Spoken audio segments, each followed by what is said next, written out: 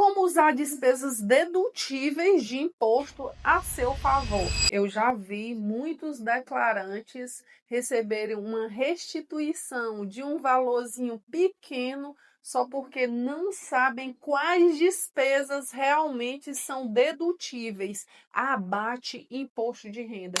E isso talvez não aconteceu ou não acontece só com você, acontece com milhares de pessoas e todos os anos deixam dinheiro nos cofres do governo porque não sabem o que realmente é um direito seu.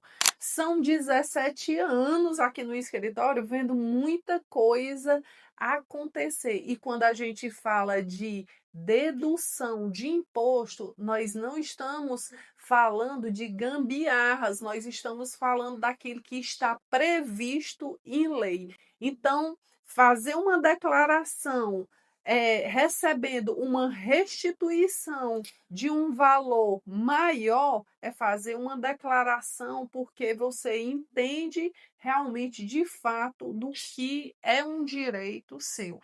E quando você não entende, você conta com o apoio de um profissional que vai transformar todas aquelas suas informações num resultado bem melhor para você.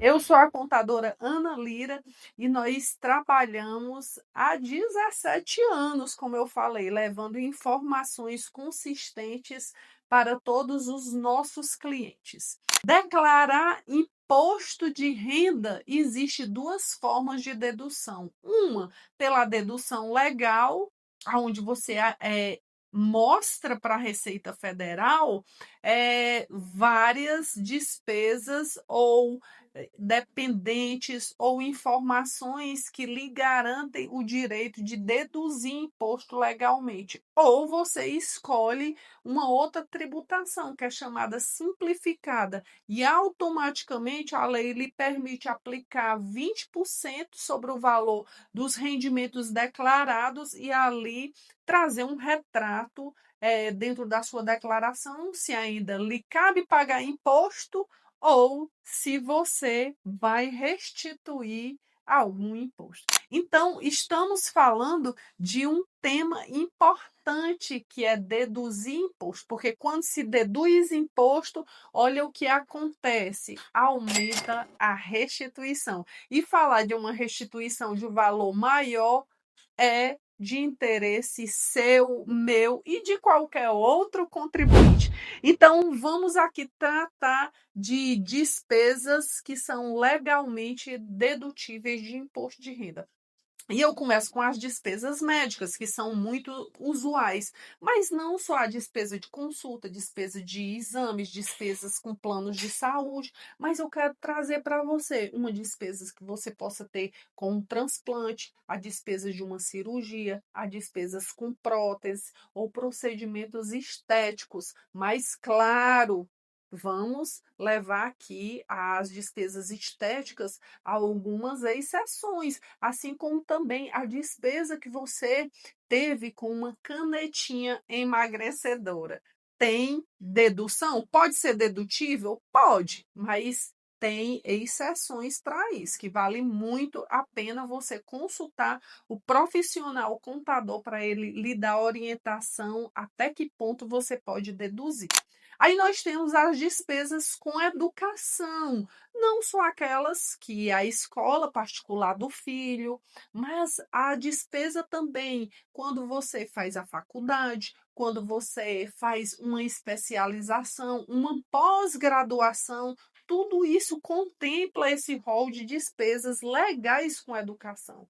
E aí nós temos também as despesas com os dependentes. Dentro desse rol de dependentes, a gente não tem só os filhos ou o esposo ou a esposa, mas também pode ser um dependente seu, os seus pais, até seus sogros. Então, olhe só como é amplo essa informação. Agora, detalhe ainda nesse campo de dependentes. Às vezes, quando você não conhece a informação, você perde dinheiro. Você sabia que dependentes recém-nascidos, lá no ano de 2025, são seus dependentes? Então, fica essa dica bem valiosa para você. Ainda temos aí como despesa dedutível a previdência privada, a PGBL. Ou seja, quando você tem essa previdência, ela pode abater até 12% da sua renda tributável legalmente.